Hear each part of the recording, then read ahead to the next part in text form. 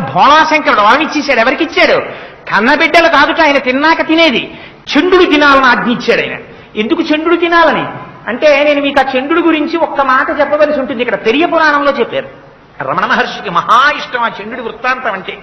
చంద్రుడు కూడా మనలాగే పుట్టాడు పాంచభౌతిక శరీరంతో. ఆయన పూర్వనామధేయం విచార శర్మ. ఆయన వేదం చదువుకునేవాడు. ఒక రోజున ఆవుల్ని తోలుకుంటూ వెడుతున్నాడు. ఆవుల్ని కాసి ఆయన తీసుకెడుతూ ఒక ఈనిన ఆవు దగ్గరికి వెళ్ళాడు. ఈనిన ఆవుకి దగ్గరికి వెళ్ళకూడదు. అలా వెడితే ఆ దూడకి మనం ఏదో ఇబ్బంది చేస్తామనేది రక్షించడానికి మనల్ని పొడుస్తుంది. తప్పు వాడిది. వెడితే అది కొమ్ము విసిరింది. నా మీద కొమ్ము విసురుతావా అని ఆ గోపాలకుడు ఆ ఆవుని కర్ర పెట్టి నడుం మీద కొడుతున్నాడు. వేదం చదువుకుంటున్న విచార శర్మ పరుగు పరుగున వచ్చి, ఆవుని కాయడం అంటే ఇది కాదురా, కొట్టడం కాదు. ఆవుని కాయడం అంటే ఆవుని కాపాడడం. నీకు చేత కాదు ఆవుల్ని కాయడం, నేను కాస్తాను ఆవుల్ని. ఇది పరమ పవిత్రమైన వృత్తి.